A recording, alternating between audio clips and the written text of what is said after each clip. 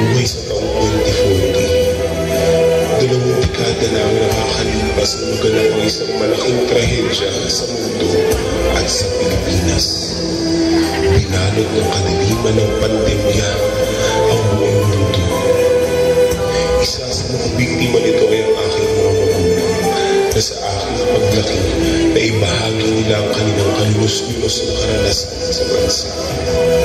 Kaya halika, samahan mo ako. Balikan natin ang taong 2020 na nagpahirap sa mga Pilipino.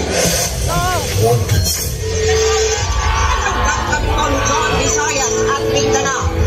May 5,000 na ang mga pamilyang iniilas na sa pagputok at pagputok ng amo, puso at lawa ng bulkang taas.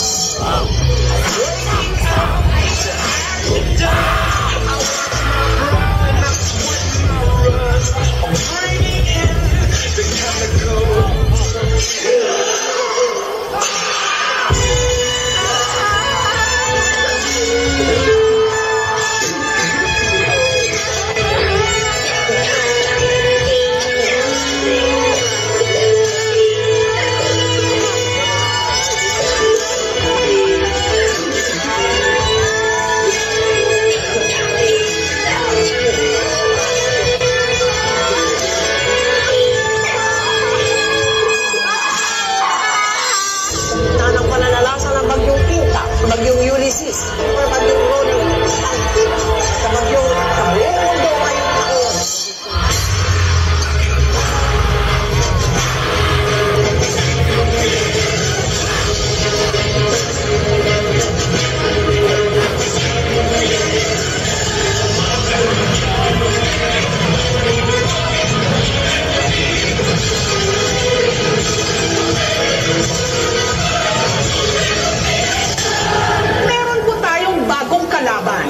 Ito ang coronavirus. Victoria, 300 plus deaths so far. Right. In countries 2024.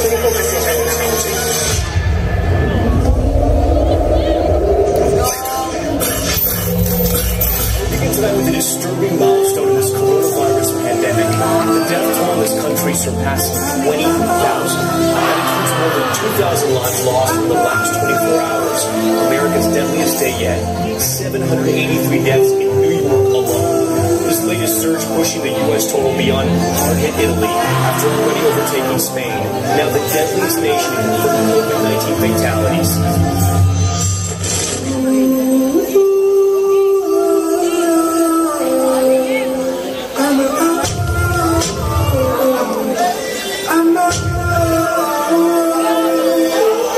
Sometimes I lay under the moon. I thank God I'm breathing. And I pray, don't take me soon, 'cause I am here for a reason. In my tears I drown, but I never let it get me down. So when negativity surrounds, I know someday it'll turn around. My life I've been waiting for, I've been praying for. To say that we don't want to fight no more, there'll be no more, and our children will free.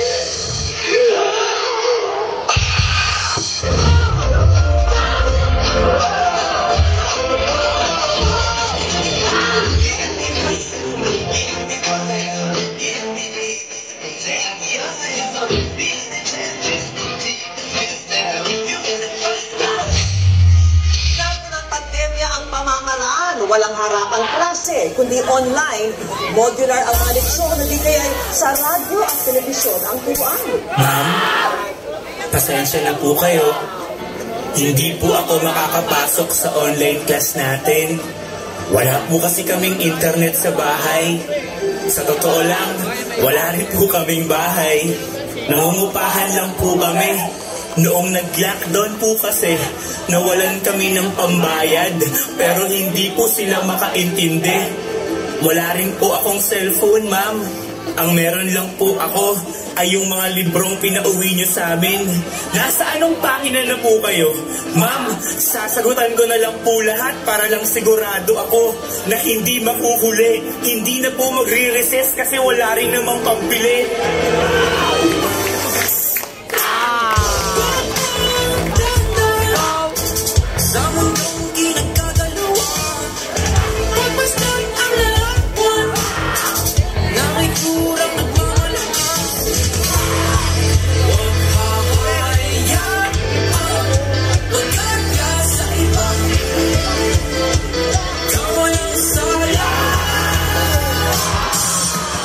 Ako si Manuel de la Cruz, 18 taong nagulang, isang engineering student. Sa sobrang depresyon, hindi ko dinaya sa pesos.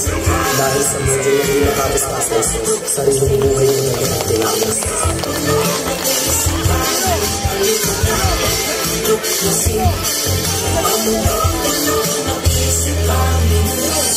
Ang inyong pamilya na mag-inang malapitang binaril ang kapitbahay nila ang pulis.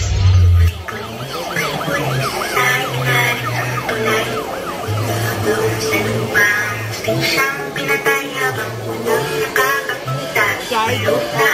Diba? Wala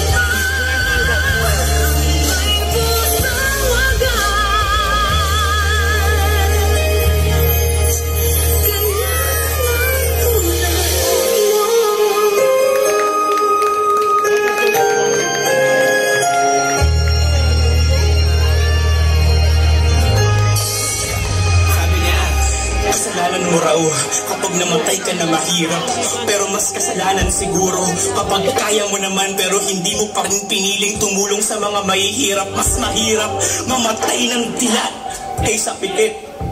At sa iyong lumalaban hanggang ngayon, salamat dahil hindi ka sumuko.